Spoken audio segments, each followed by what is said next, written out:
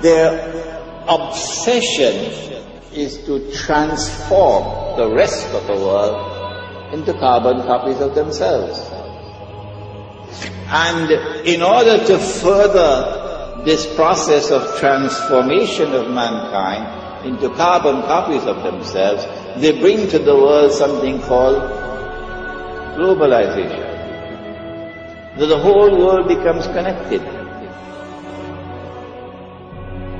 The whole world becomes interconnected. And as the world becomes interconnected, television is used as the master instrument for brainwashing the rest of mankind and causing mankind to become copycats of the West.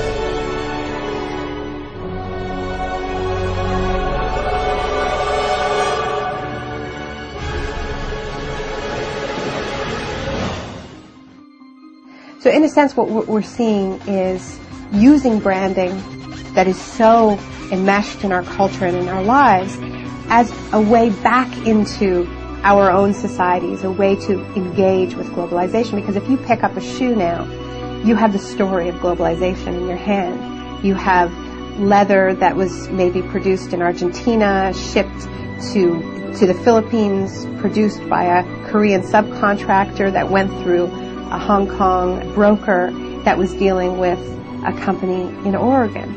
So you're looking at this thing, and if you can deconstruct it, if you can trace all the components through the global economy, and not only that, but find out how much that company that's selling you that shoe spent on advertising last year, and how much money they paid a superstar athlete to sponsor them, then you have the disparities of the global economy in miniature, the winners and the losers. What we've seen in the past 6 years is an explosion of brand-based investigative activism, where you have campaigners that have peeled or looked behind the brand, peeled away the facade to see how the goods are produced.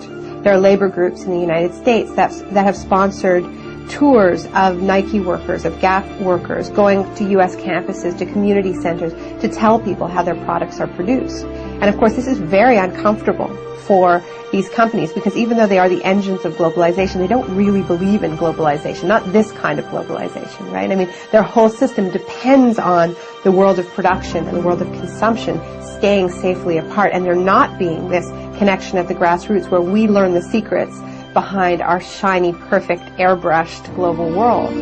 So now these brands have become, in many ways, the most visible targets of globalization, so much so that whenever you see a protest, during a protest, there'll be a line of riot cops guarding the Starbucks, guarding the Gap, guarding the McDonald's.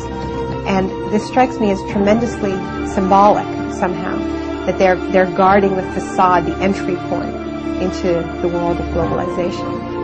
And what this activism is doing is it's putting them together. And it's going to the shiny facade of the brand outside the mall, outside the superstore, and saying, we know how your products are produced.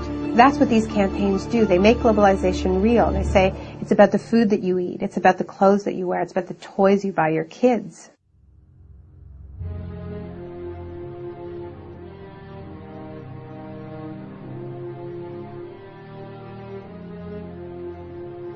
Globalization is a system that ties in industries from around the world to be working for the same business interests. A machine, globally fulfilling the needs of the few, teaching you that humanity will perish without it.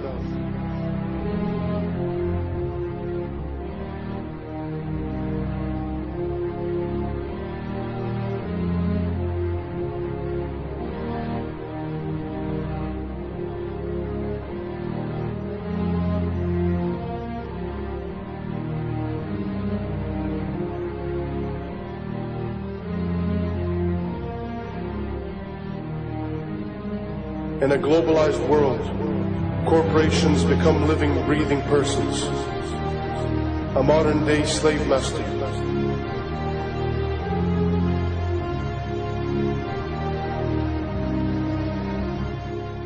These are a special kind of persons which are designed by law to be concerned only for their stockholders.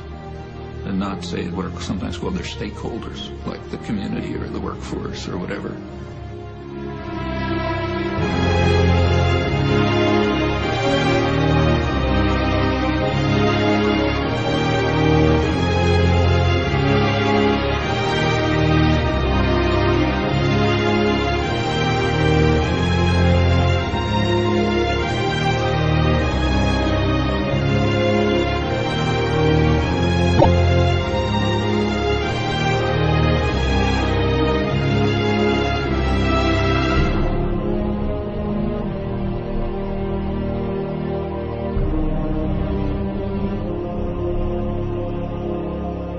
We are deceived into believing that without this system, we won't survive. But in fact, the system won't survive without our support. Just like a beehive, it needs its drones. People who will never ask questions, people who will never step out of line, who will begin to need the prison they are in, depend on it. Love it.